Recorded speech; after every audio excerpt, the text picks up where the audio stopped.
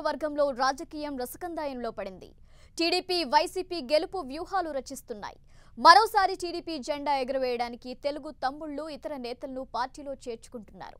మరోవైపు వైసీపీలో ఇన్నాళ్లు కత్తులు నోరుకున్న ఇద్దరు నేతలు మాదాసి వెంకయ్య, వరికుటి అశోక్ బాబు ఒకటయ్యారు.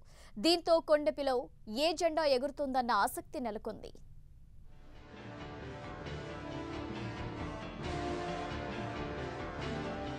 ప్రకాశం జిల్లా కొండేపిలో ప్రస్తుత ఎన్నికలు టీడీపీ వైసీపీల మధ్య నువ్వా నేనా అన్న రీతిలో జరుగుతున్నాయి. పోటాపోటీగా నేతలు ప్రచారంలోకి దిగుతున్నారు. గెలుపు కోసం వ్యూహాలను రచిస్తున్నారు. ఎన్నికల రణరంగంలో విజయం సాధించడమే లక్ష్యంగా పావులు కదుపుతున్నారు. పార్టీకి ఓట్ల పరంగా వెన్నుదన్నులా నిలిచేలా ఇతర పార్టీ నాయకులను తమ వైపు తిప్పుకునే పనిలో పడ్డారు. ఇందులో భాగంగానే కొండేపి కాంగ్రెస్లో 3.5 దశాబ్దాల పాటు ఓ వెలుగు వెలిగిన జీవీశేష్ కుటుంబంపై కన్నేసిన టీడీపీ వ్యూహాత్మకంగా అడుగులు వేసింది. జీవీశేష్ మరణానంతరం ఆయన వారసుడిగా విమల్ కొండెపిలో కాంగ్రెస్ పార్టీ నియోజకవర్గ ఇన్ఛార్జిగా కొనసాగుతున్నారు. విభజన అనంతరం రాష్ట్రంలో కాంగ్రెస్ తుడిచిపెట్టుకుపోయినా కొండెపిలో మాత్రం పార్టీ బలోపేతం కోసం విమల్ తన వంతు ప్రయత్నం చేస్తున్నారు. విమల్ నాయకత్వాన్ని గుర్తించిన టీడీపీ జిల్లా ఇన్ఛార్జ్ దామచర్ల జనార్దన్ ఆయనను టీడీపీలోకి రప్పించడంలో కీలక పాత్ర పోషించారు.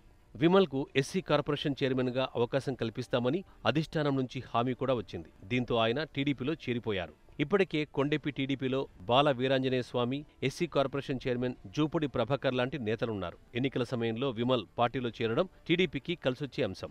ఈ ఎన్నికల్లో కొండెపిలో టీడీపీ జెండా రెపరెపలాడడం ఖాయమన్న ధీమా నేతల్లో నెలకొంది. ఒంగోలు ఎంపీ సెగ్మెంట్లో గెలుపోటములు నిర్ణయించేది కొండెపి, ఎర్రగొండపాలెం నియోజకవర్గాలే. కొండెపిలో విమల్ చేరడం టీడీపీకి కొండంత బలం వచ్చినట్టయింది. మరికొంతమంది కీలక నేతలను స్థానికంగా చేర్చుకునే పనిలో టీడీపీ నేతలు పడ్డారు. ప్రతిపక్ష పార్టీలోని డాక్టర్ మాదాసి వెంకయ్య, వరికుటి అశోక్ బాబు మధ్య నెలకొన్న వర్గపోరుతో తమకు లాభం చేకూరుతుందని నిన్నటి వరకు టీడీపీ భావించింది. కానీ పీకే ఈ ఇద్దరు నేతలను ఏకం చేయడంతో పరిస్థితి మారిపోయింది. ఇద్దరు కలిసి రంగంలోకి దిగితే స్థానికంగా టీడీపీకి ఇబ్బందికర పరిస్థితులు వచ్చే అవకాశముంది. దీంతో వైసీపీని ఢీకొట్టి విజయం సాధించేలా టీడీపీ నాయకులు రాజకీయ వ్యూహాలు రచిస్తున్నారు.